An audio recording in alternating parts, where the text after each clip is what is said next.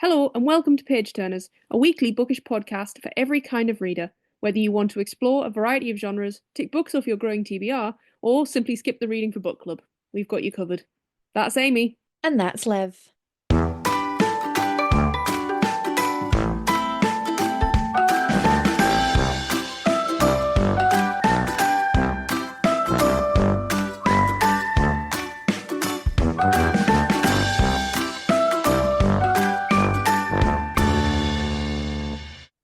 Hello.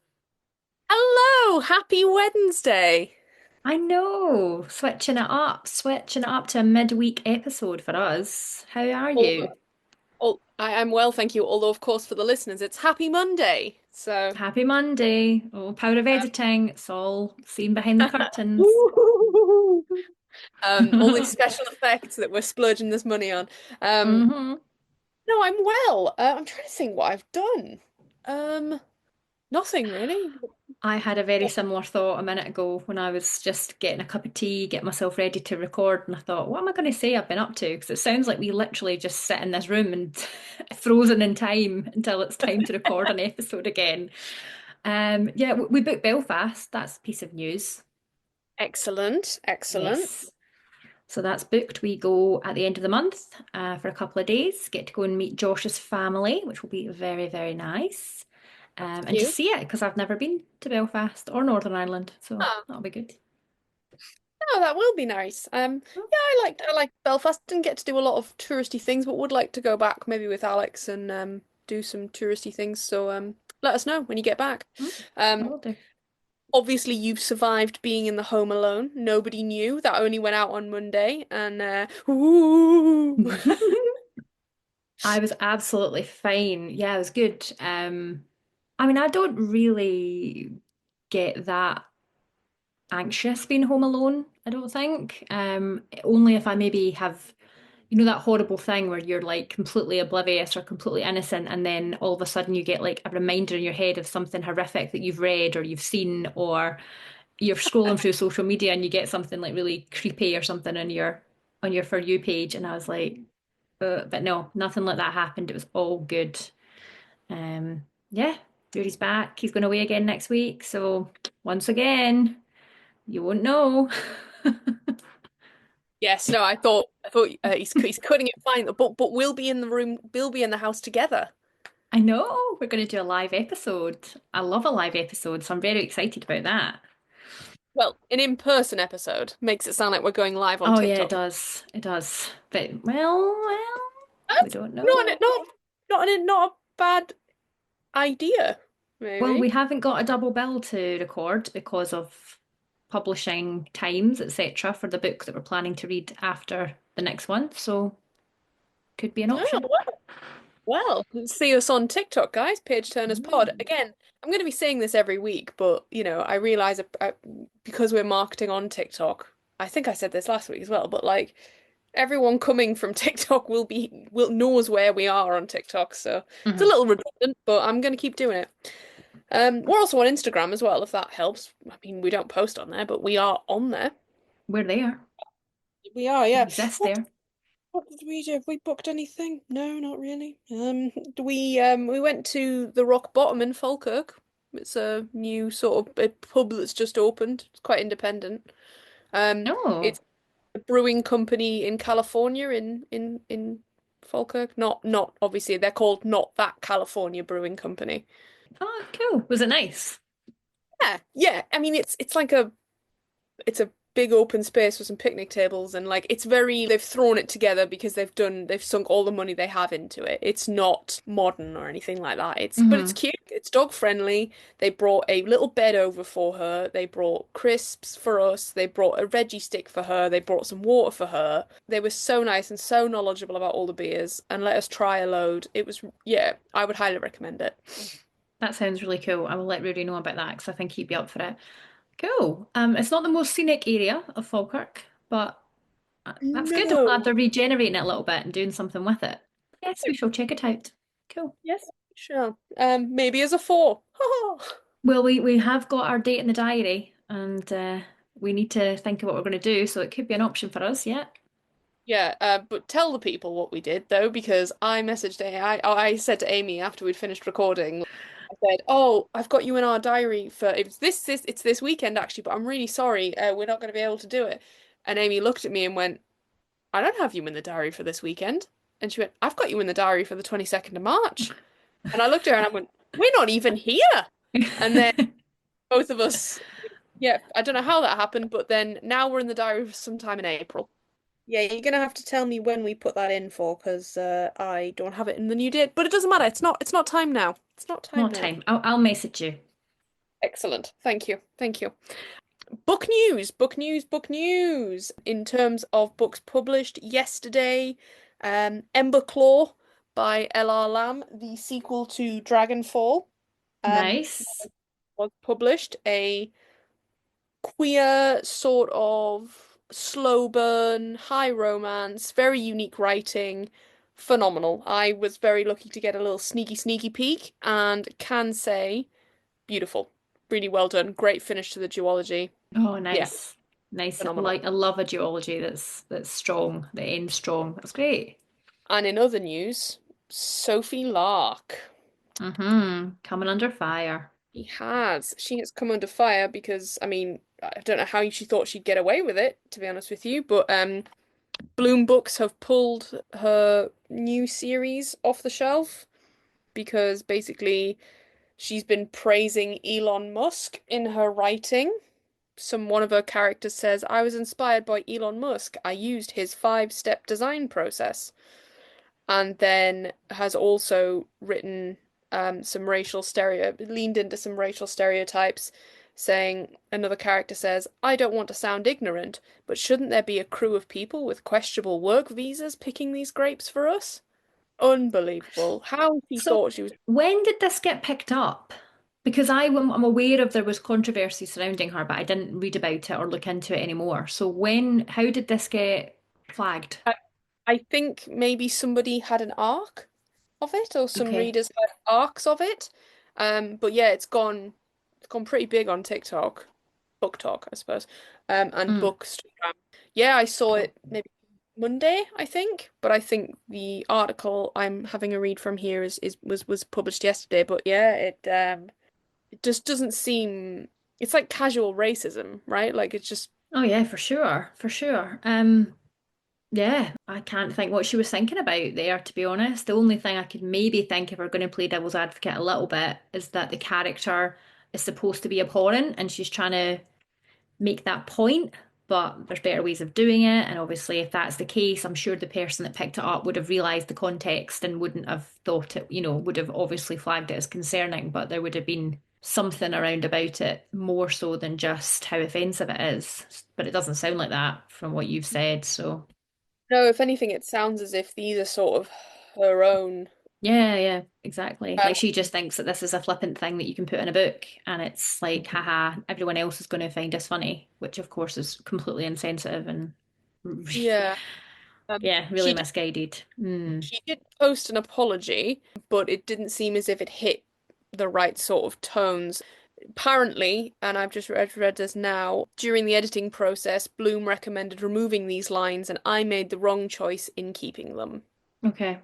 Okay. And she is saying, "Please don't blame Bloom for my mistakes." Says she wrote the book in the summer of 24. A lot has changed in the world since then, particularly in regard to the fate of immigrants worldwide and certain public figures. Apparently, she's pausing the book Mm. for rewrites. She's doing what Let's she see. should now, but obviously it would have been much better if she had recognised this herself and taken the advice of the editor rather than just forging ahead with those really poor ideas. Can keep an eye on her actions and see how she comes back and how she writes the books Yeah. or And maybe rewrites if she the book. uses the profits of the book to do something, that would be really That nice would to be, see. I Yeah. think, yeah. Hick, solved. She's not absolved, but we have solved it.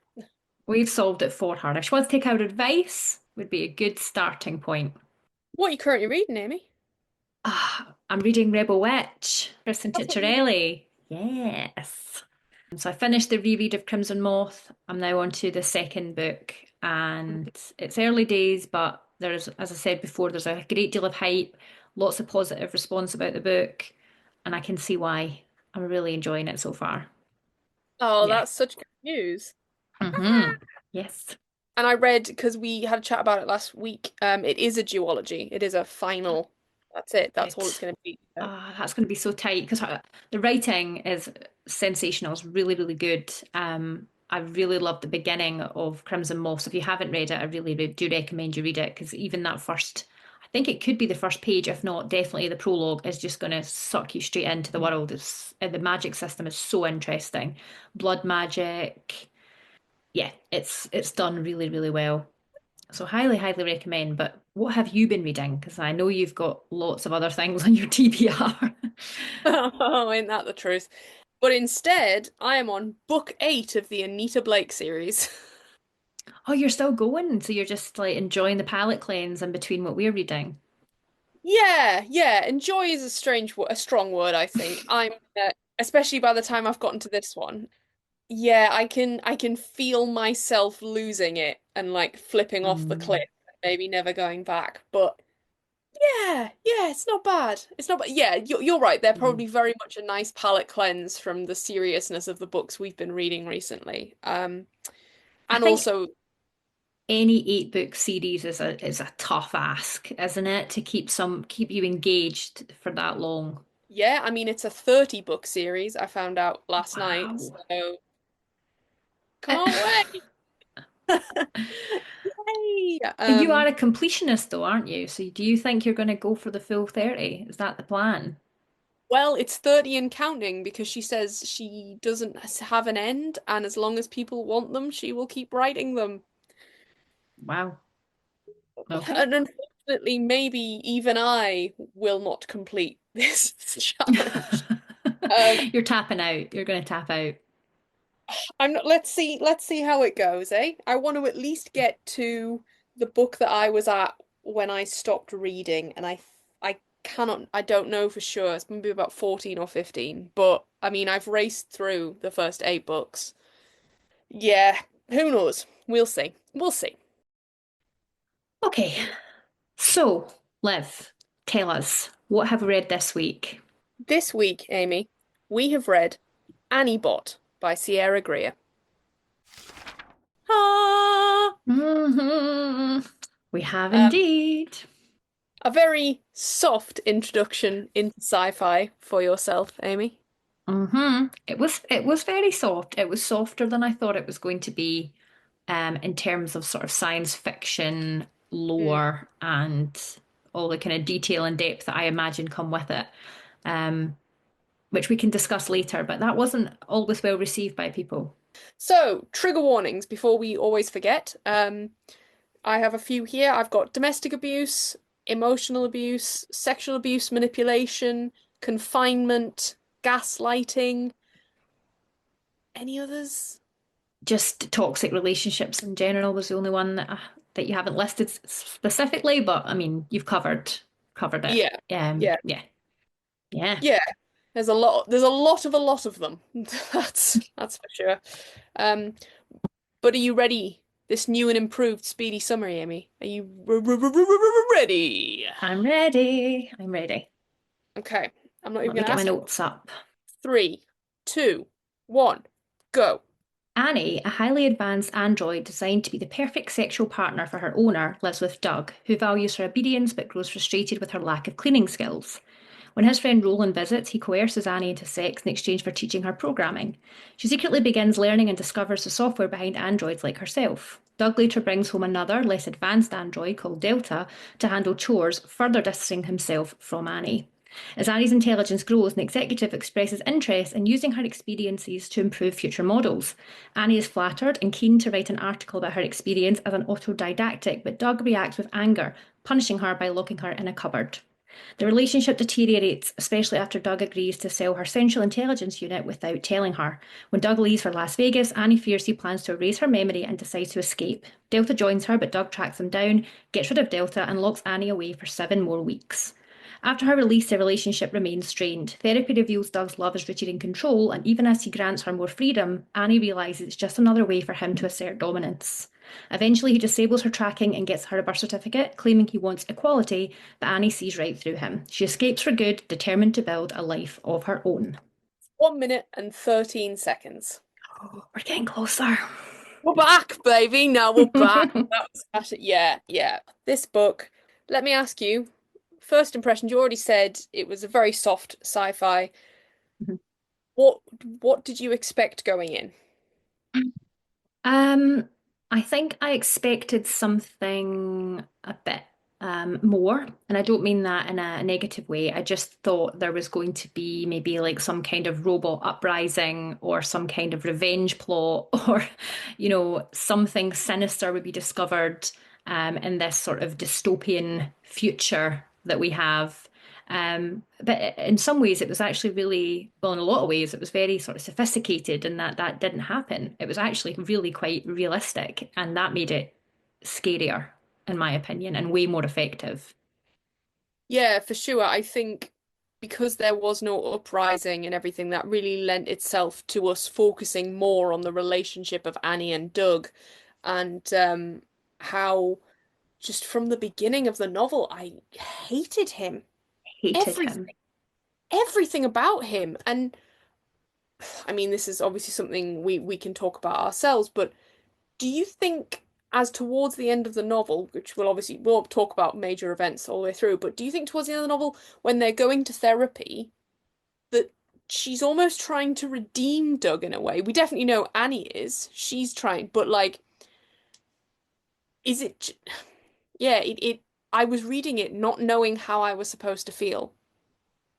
Yeah, I was really intrigued by it because it's almost a novella length. It's very short for how much depth and some really difficult topics are discussed within the book. And I had a look at her website, and there is a reading guide there. And Sierra says it's something she has actively chosen to do is to use as few words as possible to tell the story and keep it extremely succinct. And she does ask the question, does this come across well? Does it take away from anything? And I think in some ways it almost could be the reason why we feel that way, because there's so much to be developed and it's not very well developed. So it doesn't feel, you're totally right. It does feel like she's just trying to kind of think, oh, that's what under the bridge now. We're going to therapy and Doug's doing the work. But there's so much to unpack and so much damage that he's done that it felt really cheap for me at the end. I didn't enjoy how it ended. I know we'll come back to that, but that's kind of, I can't say my thoughts on your question without kind of summarizing it as the ending for me just wasn't it. Yeah, I think let's discuss maybe the length. Let's go into that sort of questioning. I think I wondered whether maybe were you saying like that she'd done it on purpose? I wonder whether we were because we were obviously all very much we're almost inside Annie looking out and Hmm, watching hmm. her understand the world around her. I wonder if the reason she has this sort of like, oh, all's forgiven from Doug, etc., is because she doesn't fully understand it on a human level until maybe the very end of the book. Um, Hmm, and like the therapist helps her, and obviously her intelligence building and hmm, her, hmm. systems getting, I don't know the proper word, getting more sophisticated and Yeah, yeah. understanding and becoming more able to recognize emotions and and sort of finding her own humanity in a sense. Maybe that's why at the beginning I find myself so frustrated with her at least three-quarters of the way through because I just wouldn't I just wouldn't understand. But then I wonder if she also mimics women who feel trapped in a relationship where men have Yeah. all the power. I think that's a really good point. I think that's for me, that's what hit in this book was that although I think what Sierra was trying to do and what she did do well was show that lack of agency, that lack of power, that lack of choice that many women feel in relationships like this. These kind of relationships exist. It's still a very much a form of domestic abuse, but the abuse is more insidious, and it's maybe difficult to actually think, am I being mistreated? And I know that Annie struggles with that. It's like, oh, but he does love me. Does all this for me, and he does, I am treated really well. I'm not mistreated the way some androids are, but we know reading it that she is being horrifically mistreated. And it Yeah. is really difficult to hear that from her perspective at the start when you realize that she just doesn't get it. She doesn't know. No, I think, yeah, and it was so, I wasn't frustrated with her. I was frustrated that Hmm. she didn't know, like you Yeah, said, like yeah. she has no context for those No. behaviors. All the context she has is the context that's either given to her by Doug or given to her by the people that like tune her up every few months or whatever. Like, Yeah. oh, you're quite lucky you're with a good one or whatever, or like, Yes. Yeah, yeah, yeah. all the while Doug's asking them to take a couple of pounds off of her. Yeah, or increase her like breast size and yeah. And even though they are saying, well, we can't really make her much skinnier because, she's already very slim. It's like they still have a workaround for him as the customer. It's like, well, we can't take £10 off, but we could take six off now and four off later if you still feel you want it. So she's just got Yeah. no agency whatsoever. Yeah, she is a product. Yeah. Yeah. I f- I really struggled as well because Sierra writes Annie so well as a human, and I like we get into the science bits, which is very light sci-fi. I think maybe I read a bit of it's potentially in the reading guide where she sort of says she didn't want to get bogged down in the inertia of science fiction or tied in knots or whatever, so she just sort of passed by it. Yeah. Hmm. But I thought what was there was enough, really. But I just, I saw Annie as human right from the start, I and was it just literally, it was one of my questions is when, if ever, did you consider Annie as human? That's my first question. sorry, right from the beginning. No, I'm glad. It's good that it's came up. Um, I agree. Yeah, I felt sympathy and empathy for her from the very first page.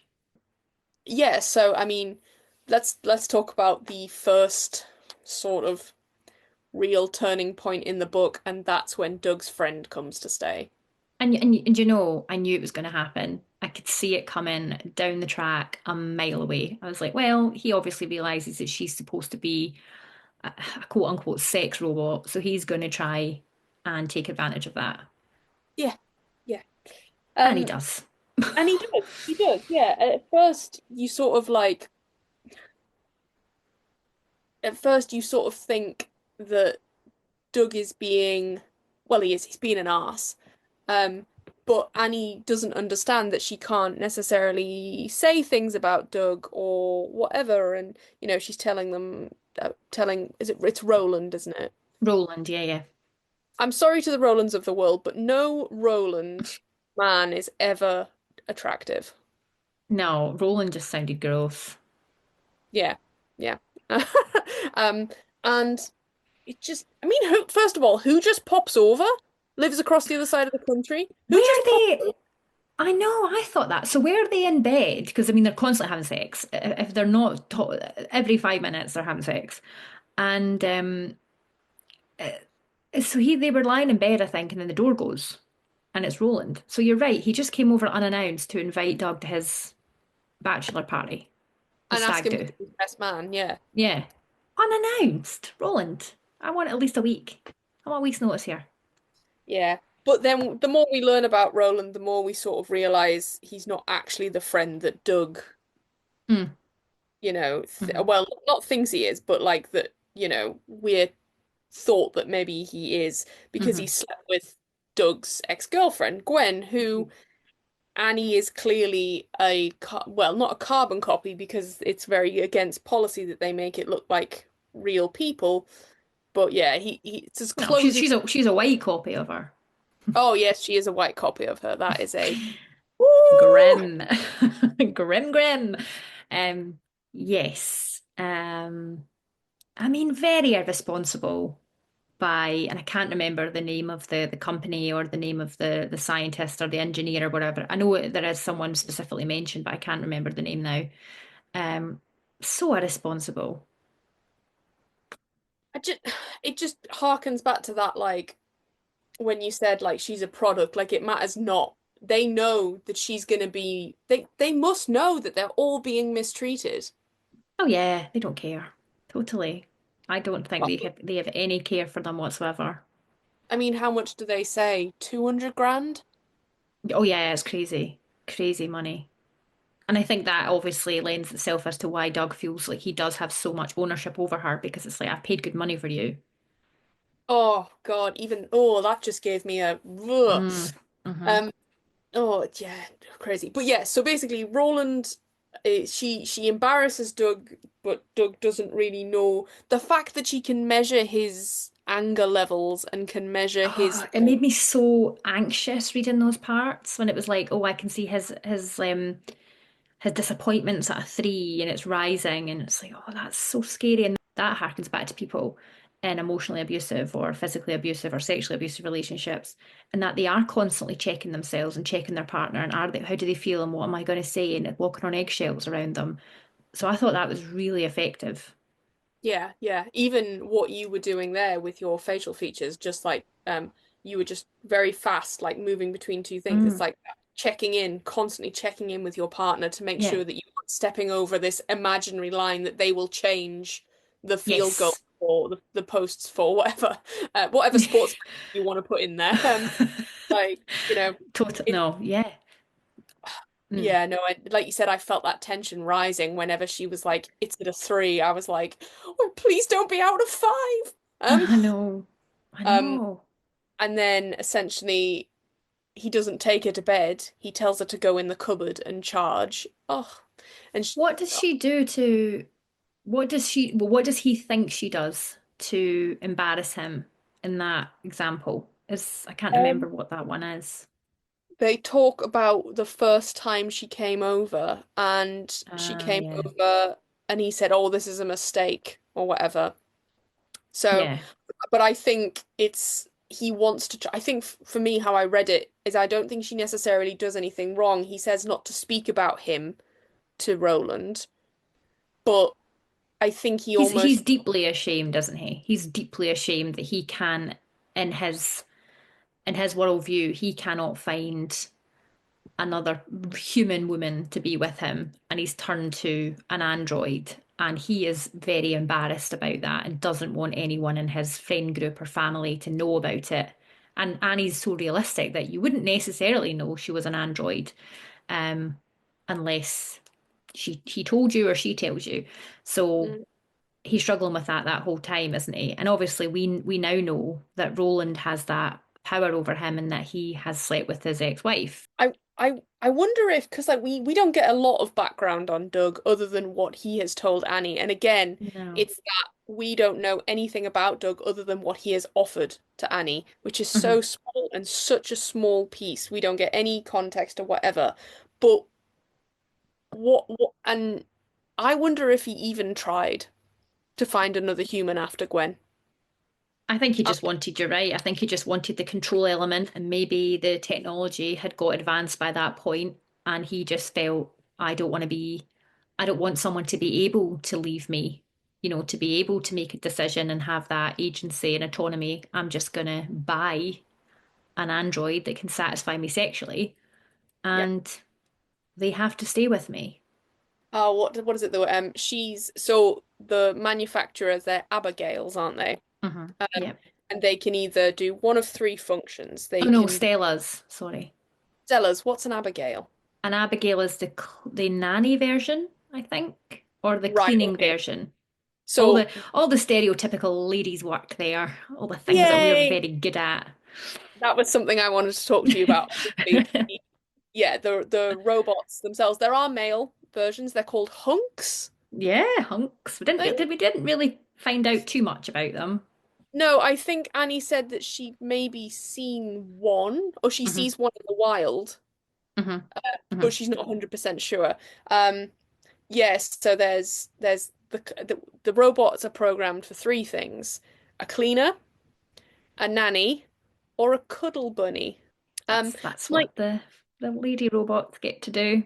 Hmm. like you so astutely have pointed out, is that yeah, it's what it's all we're good for. Sex, cleaning, looking after the children.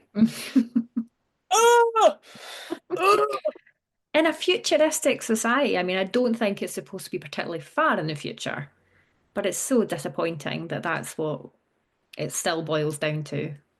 Yeah. I mean, we don't get an awful lot of interaction with actual women in this book, other No. than I think the mother of, oh, sorry, the ex-wife of, well, sort of he hasn't, the technician who is quite nice to Yes. her when she runs Yes. off and Doug's in Las Vegas. But yeah, so Roland basically comes into the kitchen and I don't know if he knew she was in there. I bet he tried his luck and he essentially convinces her to have sex with him. I definitely think that's sexual manipulation. I'm actually probably gonna suggest that that's rape.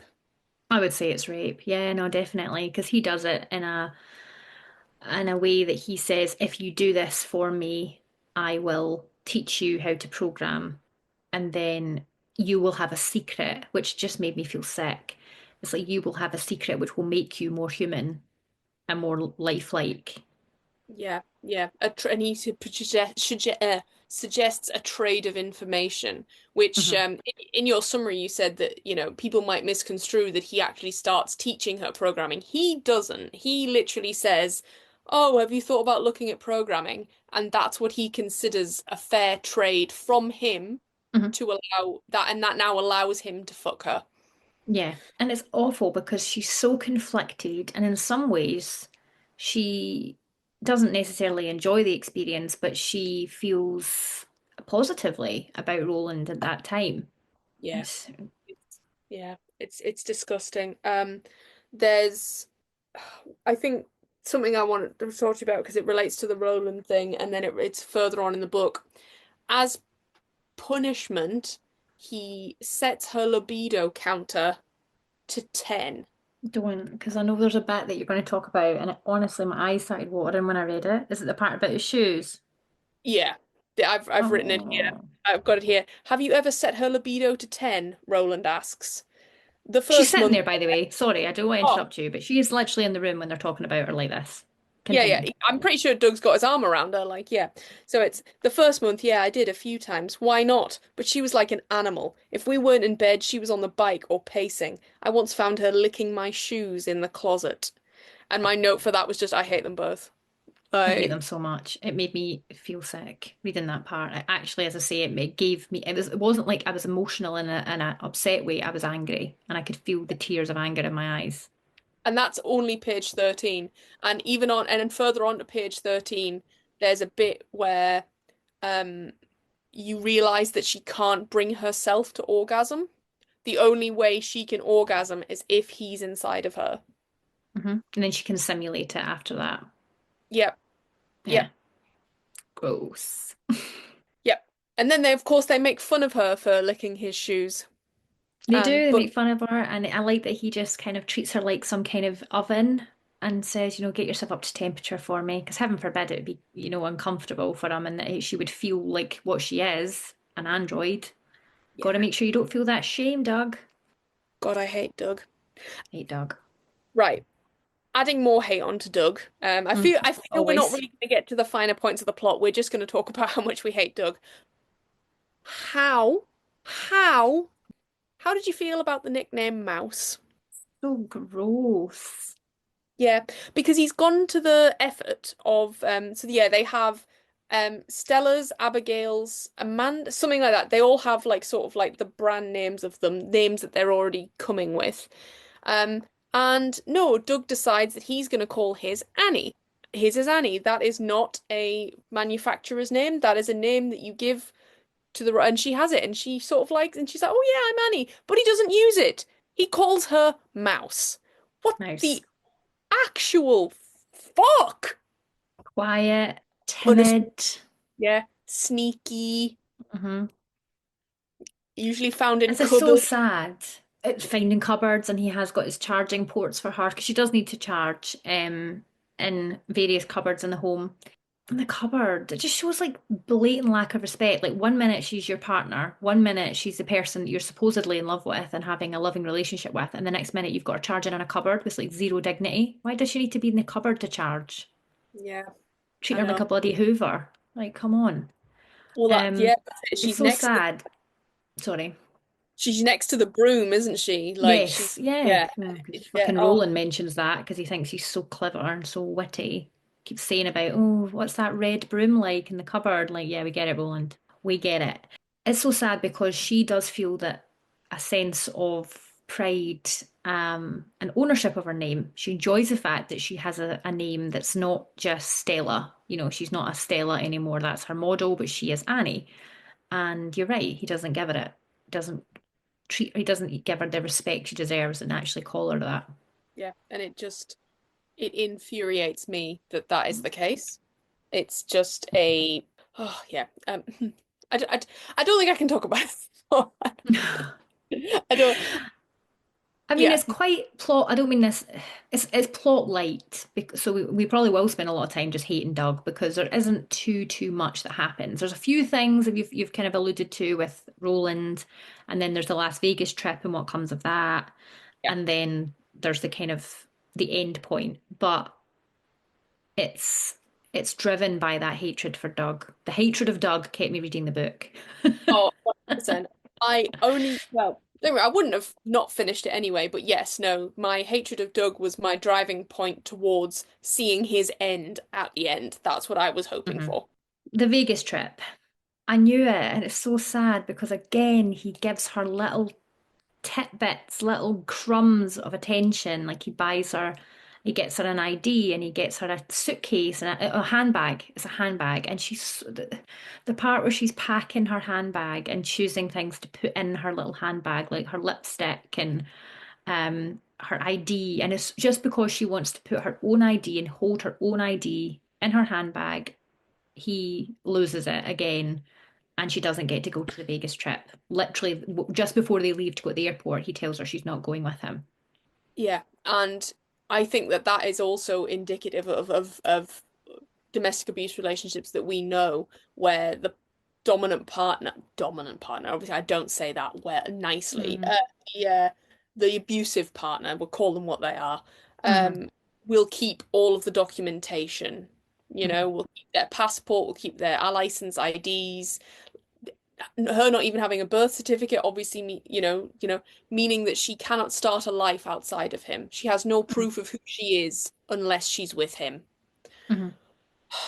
And I In a just, way, I'm glad she didn't get to go. I know she wanted to go, but I just had this horrible feeling that if she did go to Vegas, what were they going to do with her? I just felt they were going to get drunk and then there was going to be some horrific scene where she was used by the dags or something. And I just, in some ways, I was scared about her going to Vegas just as much as I was upset that she didn't get to go. yeah, no, yeah, I genuinely don't think I've felt this sort of speechless about a book before because it was just such pain and such sadness just hitting you one after another. Um, he just, oh God, yeah, no, and she even asks him, I think, doesn't she ask him, wouldn't what would we have done in Vegas? Would you have passed me around? Or does he ask Roland I think he or asks something? Roland, I think he mentions it to Roland, like, why did you even want her to come? Is it because you wanted to do X or Y? And yeah, Yeah, yeah. just yeah, and it's ridiculous. He takes this her wanting to carry her ID, which she doesn't have any intention of going away. She just wants to be she wants to have that full human experience. Of just, oh, here's my ID, sir. Like I can see what she wants to do because I do Yeah, it whenever we go on a nice holiday. I'm like, oh yes, my passport, sir. Here it is. Um, exactly. And she and wants the novelty of feeling like a real person and yeah, having the experience that such a basic human experience. yeah, and he takes it so badly that he weighs her. He forces her to throw up. He puts her on the scale and he says, "What the hell's going on? They said that they would take off however many pounds and she doesn't know. She has nothing to do with that." And then he basically gets out of her that something's happened with her and Roland and oh, it's brutal. It's absolutely brutal. Mhm. It's a And horrible, yeah, horrible scene, and it culminates in her being locked up in a cupboard. because she then decides to go. He he goes to Vegas, he leaves her in the house or whatever, and she gets, well, then she decides, I'm off. And then she bumps into Delta, Yeah, Delta who, kind of comes to the she's getting ready to go out. I think she's going to go on a bike ride or something like that. That's what she wants to do. And Delta comes downstairs or from wherever she is cleaning the house and says, he's told me to tell him if you leave. yeah. And then she manages to kind of convince Delta, like, well, I'm going to leave. You can come with me. And Delta's obviously hoping for the same that Annie is, that human experience, that chance to do something different. Well, Delta says he hates me. Um, and we know that he's fucking Delta as well because Mhm. Annie says he would fuck Delta maybe once a week and but he wouldn't bring her to bed. Oh, great. And yeah, so Delta comes with her and they escape together and but what the best thing about that is Delta doesn't know that Annie is a robot. Yes. So I also think in that instance, while, tried to play it off, Doug's tried to play it off to her as if like, oh, look, you're better than her. Almost like this is why I'm better than you, sort of thing. You have your own sort of little pet robot. But at the same time, Delta could be an ally to her, and he takes that away Mhm. by not, or by making her feel as if she has to hide who she is so that Mhm. Delta doesn't feel, I don't know, he definitely Well, you're manipulates right. her. It's in case there's some kind of robot uprising or something, as we mentioned earlier. It's like, well, I don't want you to get too familiar with another robot. And it happens similarly when they go to the get a tune-up, because she gets a little tune-up. I think it's maybe like once or twice a month or something like that.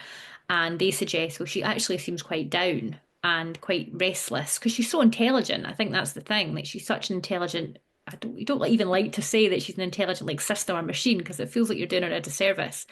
But they suggest that she have a pen pal, like almost like a on the phone, another android to speak to. One will pretend to be her sister, and the other one will be her cousin, and her best friend, I think, as well. Or maybe it's her best friend or her cousin. I can't quite remember. And he kind of goes, "Yeah, whatever, fine, as long as it kind of gets her out of my way," and she just kind of does her own thing. As soon as she starts to enjoy that and have any kind of choice in the matter of deciding she wants to speak to her best friend or speak to her cousin, as soon as that happens, he takes it away from her. And she finds such joy in it, and they give her elements of personality. But what I love is that she's chatting to like another form of AI, Yeah, and yeah, yeah. It's just a very sophisticated AI, isn't it? That is kind of being like having some kind of personality trope. Like her cousin's like quite raunchy in her humor and like yeah, and they have a little backstory. Like they're going on holiday with their like family that they have. So it's all designed to feel very real. And Annie obviously clings to that because she wants that. She wants to have friends and she wants to have a life outside of Doug. And yeah. he can't even allow her that. He can't even allow her to have a simulated version of that. Yeah, it's appalling. I definitely think this book is split into two sort of, what's the word? Sort of like acts, and I definitely think it's like before Vegas and post Vegas. Yeah. Um, I'm trying to think if there's anything we need to talk about again about pre-Vegas. No, I think yeah, and then so her and Delta go on the run and they track down the place that, this technician has mentioned his wife's name.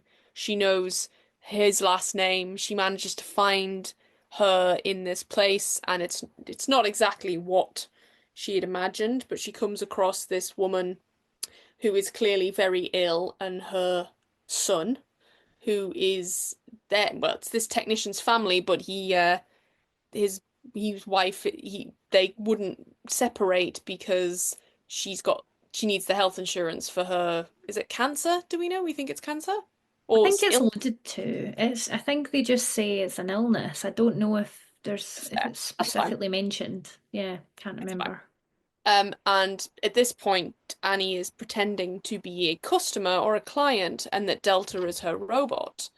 And then, yeah, they're told to fuck off, basically. And then Delta suggests that maybe they'd do chores until he gets there in payment for safe stay or whatever, and they look after the yard, and all this while Annie's battery is draining down, and then your man turns up and he's like, "What the fuck?" Like, and she explains that she wants him to take out her tracker that Doug has put inside of her, and he says he can't do that. And yeah, it's just fucking awful. And she has this lovely bond with his son, and I just kept being like, okay, so obviously her and the son are gonna get together, and it's gonna be fine, and it's gonna be a really nice relationship. I And know. I think I was always looking for like that glimmer of something. Like when she ran away with Delta, I thought, right, here we go. This is it. We are going to get somewhere now. And yeah, it just sort of fizzles out because she's let down again. yeah, Doug turns up. Doug turns up. Clearly has left Las Vegas early. Um, I and assume it's something to do with the tracker that he noticed that she was missing and Delta was missing. So it's like yeah, yeah. red Uh, flags for him. Yeah, so all the way through, she's worried that Doug's going to check the tracker, which is why she's asking this technician to take it out. He says he won't because he won't risk his job, because they'll see where the tracker was last Mhm. activated. That will be pointed straight to him. So he won't sacrifice himself and his career for her. And yeah, it's very galling. But yeah, post Vegas is just abysmal. So you've actually picked up on another question that I have. So I'll just intersperse the questions as opposed to leaving them all to the end. So you mentioned there that when there was a nice bond between Annie and the son, Mhm. and you thought, oh, this could potentially be a positive relationship for her. So do you think there ever can be a genuine love between a human and an android? Or do you just think that the power imbalance is too great and that there's always going to be that dominant position where that person could take advantage? Interesting. I would say yes, I do think there could be a genuine relationship, but only with certain parameters. The so it's sort of a city fence answer, but yeah, No, I think I wrote the same thing. I think I agree with what you're going to say. it would have to be like a model of robot that Annie is at the end. She has her freedom, she has her own identity, she can leave at any time. There's no tracking on her. There's some sort of function where they say like, oh, turn on tracking, turn off track or whatever, and Hmm. I think that's a fail safe. But like, it just yeah, none of that's programmed in, and she is very much a free woman in her own right. But only then can the relationship work. Like, she has to meet someone post book. That's what I I agree. would. No, that's exactly what I wrote because I wrote the question. I just kind of scribbled some ideas for my own answer, and I said the same thing. Unless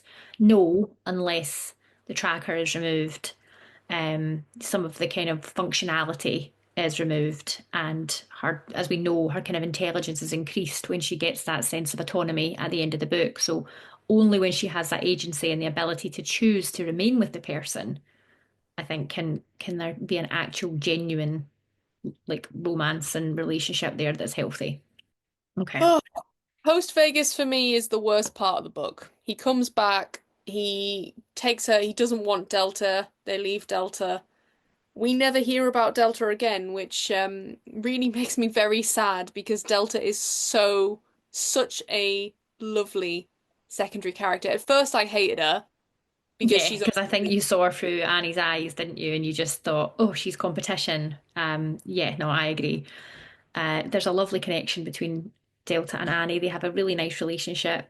She has a great secondary character. She has got a bit of personality about her, even though we are led to believe that she's, because she's still I can't remember which version it is that cleans, but whatever one it is, and she's not autodidactic, then she's lesser than Annie, but we don't get that at all when they go off on their adventure together and try and overcome everything. She's got just the same determination to escape as Annie does.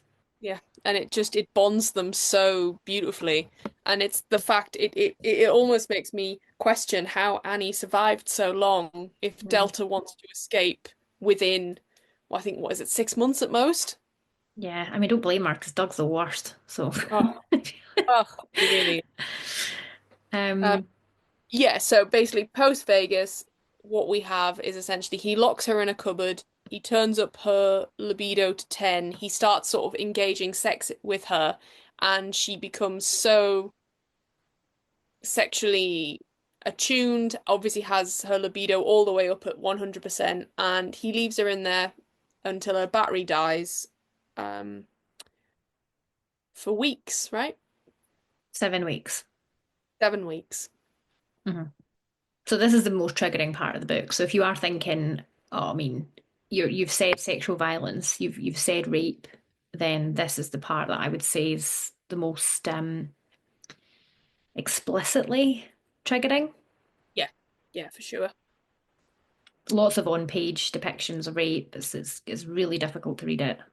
Yeah, it's awful. And then for me, the most confusing part of the book begins, which is essentially she comes out, her and Doug have this chat, and she reverts almost to post Vegas, pre-Vegas Annie. I, she locks away that sense of freedom that she gets from running away, and they go to therapy, and I just, I don't understand. I didn't understand. Well, I did understand it, I did, but it just, Yeah, hugely yeah, frustrating, but I think it is very realistic to what a lot of people experience in these kinds of relationships. It's like, well, I've seen the absolute worst of you and I can't have that happen to me again. So your self-preservation instincts kick in and you think, well, what can I do to stop this happening again? yeah, yeah. You're right. And I think people probably blame themselves. Like you're saying, what can I do to stop this? What did I do in the first instance? Oh, I shouldn't have run away. Oh, I shouldn't have slept with Roland.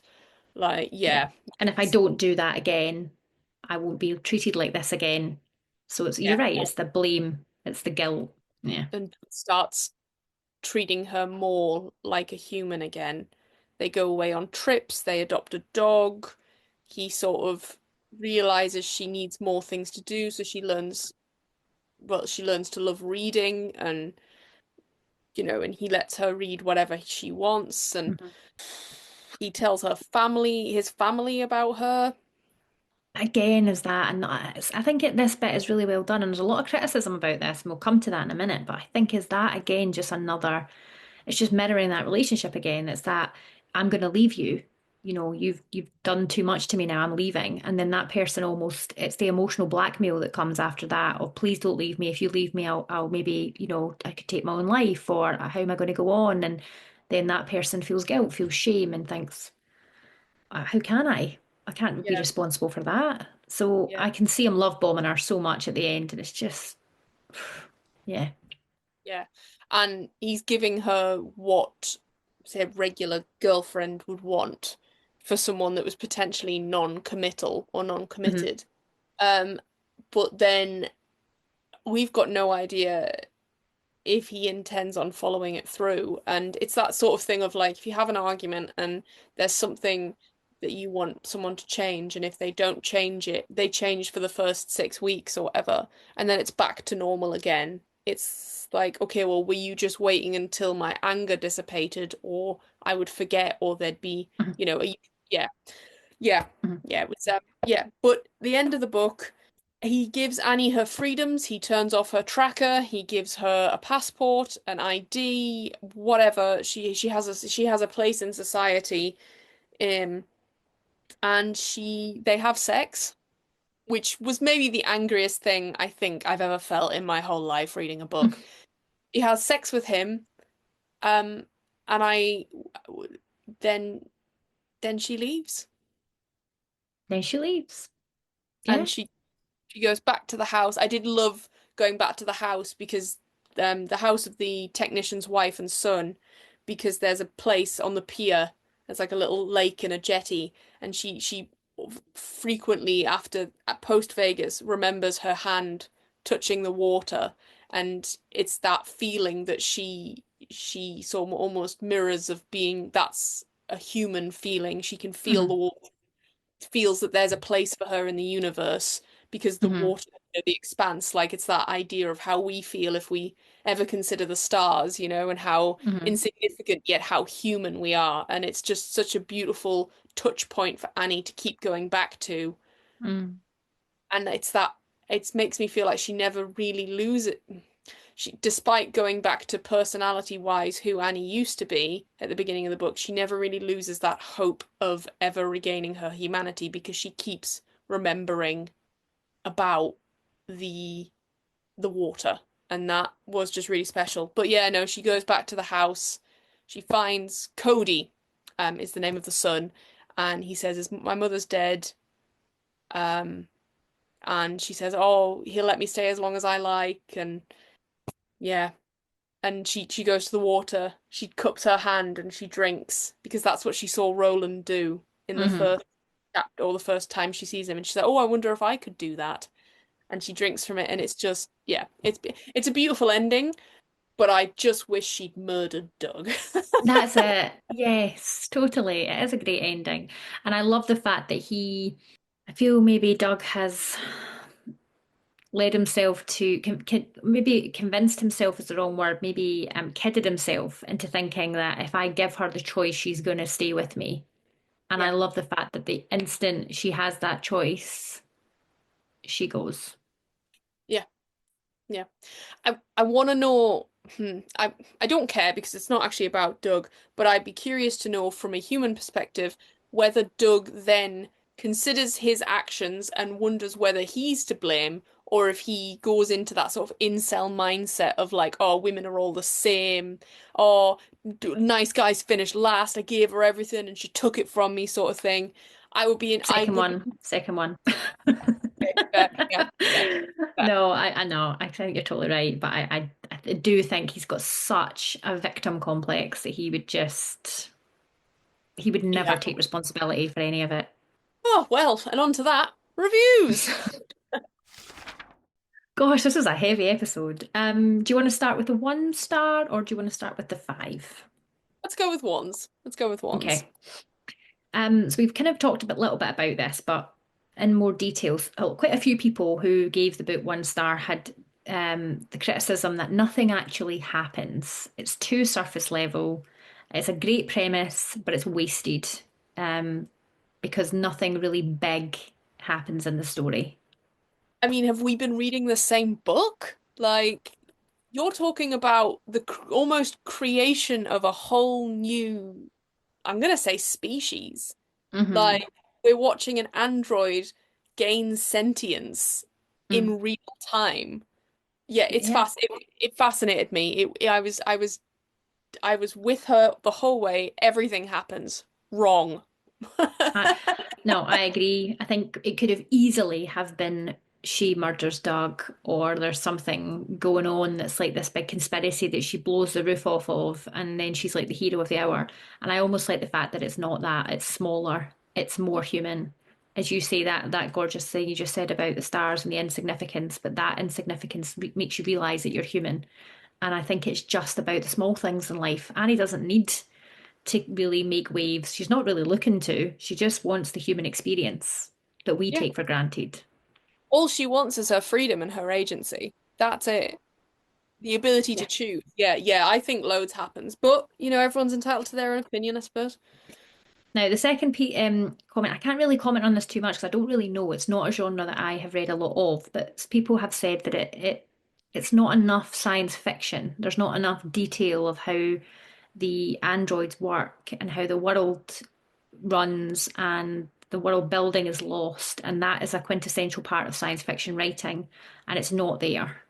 Um, I would say that generally, sure, in traditional science fiction, you would have, yeah, you'd have a big, like in fantasy, they're so uniquely tied together that you have your world building, but I would definitely say this is urban science fiction because this is clearly set in a time, like you said, not too far from our own. Um, but we don't go into that. I think the reason she doesn't go into that is clearly because this is very capable of happening. So I don't actually think we need, I mean, it's happening right now. Sex bots exist. So I agree. I think it's because it's not supposed to be this far off in the future, fantastical, like Mm. absolutely inconceivable world. This could happen in like 5 to 10 years. I mean, they're not as sophisticated at the moment, but it's not to say the technology isn't there or isn't being developed. We know all the conversations that are going on around AI and the morality around it and how it's being used. So I think that's probably why she doesn't go into too much depth because it's not difficult for us to comprehend it. No, for sure. And look, this is definitely sci-fi light. Like it doesn't get into the heaviness of how everything works, but I don't think it needs to. We all, like you said, we all understand. We're all part of the conversation now. It's, anyone who doesn't get AI is clearly not read up about it, and that's, fine. Don't worry about it. You don't have to. But I think its very core, sci-fi is about humans and about humanity and how we adapt and how we live and how we put us into a different environment and what do we do. Mhm. That is the very core of science fiction, at least in my opinion. Um, and this is this is then stays true to that core because Annie is searching for essentially the essential questions of humanity, and she finds it. She finds what's important to her, and she manifests that shit. I love it. She does. And I love what you just said. She finds what's important to her. She's not Mhm. looking for anything groundbreaking. She just wants a simple life, and that's wonderful for her. And Yeah. yeah, I don't know enough about science fiction to say yes or no, but for me, I didn't read this and feel that it was underdone. Yeah, no, I, having, I mean, I'm not as big a sci-fi reader as I am a fantasy reader, but I would say that I think it all depends on the marketing. If someone's like, this is the biggest or the best sci-fi of 2024, you have to be like, it's definitely urban sci-fi with a feminist Mhm, lead, for mhm. sure. Yeah, yeah, totally. Okay, and the final one star, again, we've talked a little bit about it. It's an unsatisfactory ending. It's confusing as to why Doug would change his view and his worldview and his ways. Well, I think that's probably quite seen in the therapy, right? He realizes not very much, but he realizes at the very least that like he's holding on to betrayals and you know, he almost learns that in a way Annie can't it's bad, but it's like Annie can't be human, so she can't react how he would expect her to react, despite the fact that she is great and actually probably could. But like I think he does change with the therapy for sure. Um, but yeah, I think it's his own hubris, like you Mhm. said previously, that makes him change, makes him give up, or it's the ultimate test.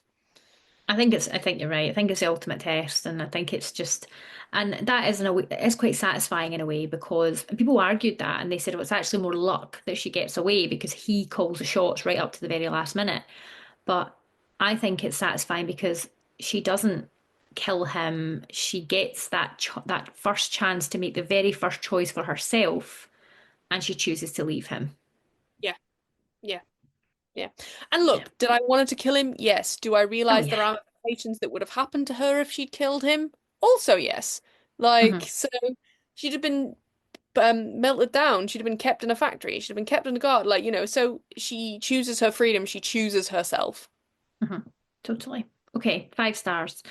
We've talked a little bit about most of this. I'll just kind of give you the overarching one, which I think we already know. But the love for Annie just shone through the 5 star reviews Absolutely. and how relatable she was and her journey is.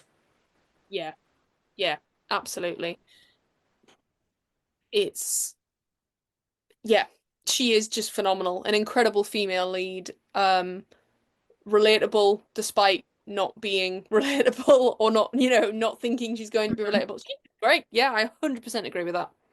I mean, we talk, and I mean, we're never going to say that if you find a topic triggering, you should read the book. Like that's just your decision to make. We would never ever say that. But if it is something that you are looking to explore and you have been in a relationship like this, as difficult as it is to read, I felt like at the end it's a very hopeful and powerful and uplifting message. Yeah, for So sure. yeah. Oh, oh, I mean, I have a very specific ick of the week. Ick of the week. Okay. Oh, very ick of the week. No, wait. You were doing Adam's Family. I'm doing Uh-huh. blank blank. Yep. No, we did. We've done it again. Oh yeah, egg of the week, egg of the week. Da, da, da, da. Yeah, I could do. There's so many applications for egg of the week. Okay, tell me what it is. It is specifically, it's obviously Doug. It's obviously Roland. It's every man in this fucking book. Even to some extent, Cody the son when he realizes that she's not human. Ugh! I know, Ugh! I know. But I think that's more to do with his dad than it is to do with her. But Hmm. whatever.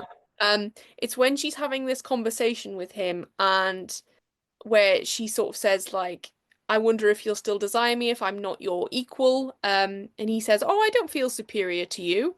And she says, like, they go on and have this conversation. She says, "I didn't realize you could ever feel that way about me." And it's this line. It's this line where I would have thrown the book. And it was, "Well, realize it, mouse. Use that little old brain of yours and quit worrying." That's mine. Little old brain is mine. That's so funny. Yes, no, I know. And quit worrying. Use that little old brain, you He little lady. quit worrying. He belittles everything he's done, like in everything, because this is after Vegas. This is just before sort of like almost like a montage of them like Hmm. doing stuff together. The tension's Hmm. gone or whatever. Like he's forgiven her for the Roland thing. Like, their life's getting back to what it was and maybe better than what we saw at the beginning of the book. But oh my God, he takes it's gaslighting. It's gaslighting. It's gaslighting. Hmm. Yeah, Hmm. it's the Yeah. worst thing ever. I hate Roland. I love Sierra Greer and I love Annie. Final thoughts. And I know you probably feel like we've said all we can say, We but really have. It's a really short book, for how much is in it and how much is how what kind of topics are dealt with within the book. I think you summed it up really well though. We hate Doug, we hate Roland, we love Annie, we love her story. I'd like more, not just in a sort of I want more because I want it more scientific or I want it to be more detailed. Not that. I just want to find out what happens next because I just wish her the best. Even just yeah. a little epilogue would have been nice. Um, but it was really concise. I'm excited to read more from Sierra Greer because I think this is her debut novel and I don't know if she's got anything else currently out. Although I do know this is a pen name, so she may have published other books under another name. I don't know. As to whether or not I think this is worth you picking up and reading, I think this is or maybe if you fancy dipping your toe into sci-fi, then maybe, this is a great gateway book into sci-fi to see whether or not you like it, whether you can get on board, whether you feel like amping it up a little bit more into sort of a different kind of sci-fi, a sci-fi with a different setting. If you do and you like this and you thought, oh, I would love this, I would recommend Mind Walker by Kat Dunn. I would recommend Goldilocks by L.R. Lamb. Oh, do you know what? Fuck it. I think it's not really a sci-fi, but if you wanted to read Scythe by Neil Shusterman, that's great and it explores sort of a society in a different place to ours. It's still very human, um, and I love that. And maybe The Immortality Thief by Tahan Hunt. They're fun. Sorry, I'm just shouting books at people now. No, I think it's good. Give us all the options. Sorry, Taran Hunt. The Immortality Thief by Taran Hunt. Yeah, so do I think this is? I'm trying. We struggle to figure out whether can tell you whether we think it's worth you picking it off your TBR, but hopefully you have. I think yes. I think it's a book like I've not read in a while, and I would absolutely recommend picking it off your TBR. Yeah, if you're looking for something different, if you're looking for something that you maybe, as you say, don't tend to read, but you want something that's like quite short and quick and emotional, then go for it. But we've said it before, we say every episode, do your due diligence, read the trigger warnings. We haven't really probably given you the full extent of them. So you've said it brilliantly in the past, Liv. Reddit's a good place to go. Other review sites are a great place to go. And I do think that Sierra actually has got some content warnings on her website too. So have a little look at that. But it's definitely worth reading. Um, and maybe it'll be a gateway into reading more sci-fi for me. Maybe it will be for you. So let us know. Fingers crossed, absolutely. Right. We're going to give you, well, we normally announce our next book here, but we're also going to give you a little taster of what's coming and Snippets. drop some fun titles. But first, Amy, tell us what are we reading next week? We are reading Our Infinite Fates by Laura Stephen. Ooh, new release, new New release. release, very new for us now. Mm, only When been did out it? about, When? only been out about a week, I think. Yeah, yeah, I think that's fair. Yeah, started it, loving it. That's all I'm going to say just now. Okay, okay, okay. To look forward to, you have Amy's favorite place. We're going back to Dream Harbour for the end of March. We will be doing The Strawberry Patch Pancake House by Laurie Gilmore, the arguably biggest mouthful title of all of them. Um, It's tough to say. we've just It been really referring it. is. And go on, Amy, you can say the next one. Ah! We had to do it. We don't think we're doing it too early because I'm pretty sure that if you're going to absolutely eat this one up, we're going to do Sunrise on the Reaping by Suzanne Collins. Of course we are. Yes! Suzanne, Suzanne. Ah, It's going to so be so excited, good. so excited. Yeah, cannot wait. Yeah, I don't know what else to say. Come join us on TikTok if you haven't already. If you are still here, please follow us on Spotify. Please give us a 5-star review wherever you are. Actually, if you're not listening to us on Spotify, whatever sort of review you can do would be great. We would love it. Um, yeah, please interact with us. We love doing this. We love having this little community. Until next week. Happy reading.